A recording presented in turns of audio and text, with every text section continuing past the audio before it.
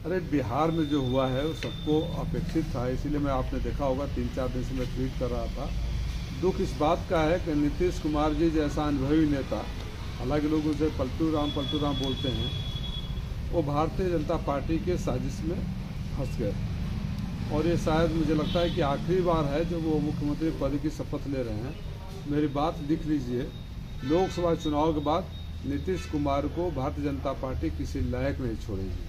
और भारतीय जनता पार्टी राम मंदिर के बाद भगवान श्री राम का नाम पर 400 पार का हवा बनाने वाली मीडिया के साथियों के साथ राम राम बोलते बोलते पलटू राम के शरण में चली गई। तो इनका डर और भय है कि ये जीत नहीं रहे थे। आपको लगता है अगर बीजेपी को थोड़ी सी भी संभावना होती तो जीत जाएंगे, तो राम से पलटू राम के पास गए होती? बीजेपी पलटू राम कह रही थी, अब आप पलटू राम कह रहे हैं।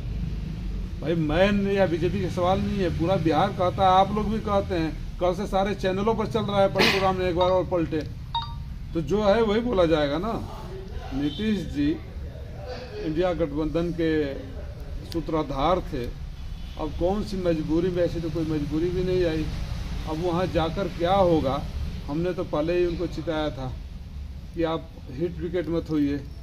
शानदार राजनीतिक कैरियर का इस तरह पतन होना, अभी उनको लग रहा है कि मैं जहाँ जाता हूँ वहाँ बन जाता हूँ। जो सबका होता है वो किसी का नहीं होता। लल्लन सिंह के जाने के बाद से ही सुगबुगाहट शुरू हो गई थी। लल्लन सिंह ने जहाँ आखिरी लोकसभा के सत्र में भाजपा कितना बड़ा, स्वाभाविक है, कोई रातों रात तो होता नहीं है। ये तो इनका चरित्र है कि जिसके साथ रहते हैं उसी को धोखा देते हैं। तो कई दिनों से इनकी बातचीत चल रही होगी और अचानक ऐसा निर्णय लिया, तो सवाल तो पूछा जाएगा ना। बार बार वही करते रहेंगे तो इस समय नीतीश बाबू, कभी जो सुशासन बाबू के नाम से जाने जाते थे, इनकी विश्वसनीयता निम्नतम स्तर पर है। और राजनीति में आज के बाद कोई झूठ बोलेगा, किसी को धोखा देगा, तो लोग बोलेंगे नीतीश कुमार हो क्या। इंडिया गठबंधन को बहुत बड़ा झटका लगा। किसी का झटका लगा? आपके मुखिया चले गए। मेरे मुखिया नहीं है, मेरे मुखिया मजबूती से है। मेरे मुखिया अखिलेश यादव जी हैं। आखिरी तक अखिलेश यादव मनाते नजर आए थे। भाई जो ही ईमानदार होगा अपने सिद्धांतों और वसूलों से, दूसरे को गलत करने से रुकेगा। मुझे गर्व है अपने नेता के ऊपर, जो उन्होंने सूझबूझ का और धैर्य का परिचय दिया है। और उत्तर प्रदेश में कल कांग्रेस के साथ भी उन्होंने गठबंधन की घोषणा की। मऊ में कल बड़ी फर्जीवाड़ी देखने को मिली। करीब हजारों बच्चे फर्जीवाड़े के शिकार हो गए, क्या कहेंगे? ये मैंने सुना पुलिस प्रशासन के नाक के नीचे इस तरह हो रहा था, किसी मंत्रालय का नाम लेकर हो रहा था। तो मऊ के लोगों को मैं क्या कहूँ, चिराग पहले अंधेरा वाला हाल है। बेरोजगार कहते हैं है ही नहीं है, और रोजगार हमारे नौजवान फर्जीवाड़े के चक्कर में पड़ जाते हैं। मैंने वो भी वीडियो कल देखा जहाँ 10,000 बच्चों को इजराइल भेजने की बात कर रहे हैं। आपको याद होगा अंग्रेजों के ज़माने में गिरबिटिया मजदूर भेजे जाते थे अफ्रीका में गन्ने की खेती के लिए। बेरोजगारी है नहीं कहीं, और अपने रोजगार अपने हमारे गरीब बच्चों को इजराइल में युद्धग्रस्त क्षेत्र में मरने के लिए भेज रहे हैं। और उनका बयान भी सुना, किसी भारतीय जनता पार्टी के नेता के लड़के को क्यों नहीं भेज देते हैं इजराइल को बचाने के लिए।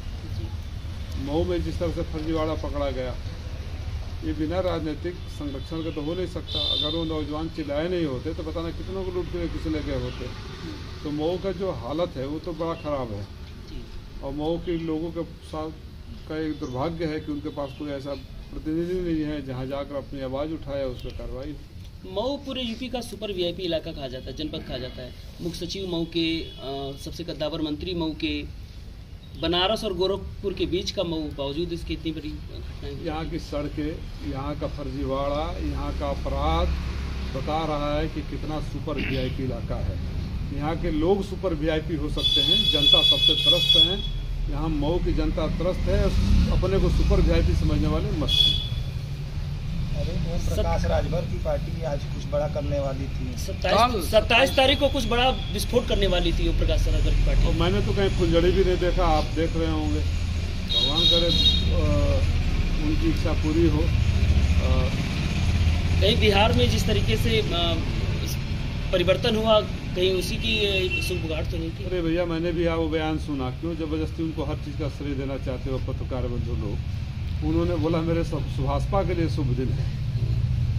तो मैं तो बोलता हूँ ना कि हमारे स्टार प्रचारक लोग हैं, जितना ज़्यादा बोलते हैं उतनी ज़्यादा उनकी पोल खुलती है।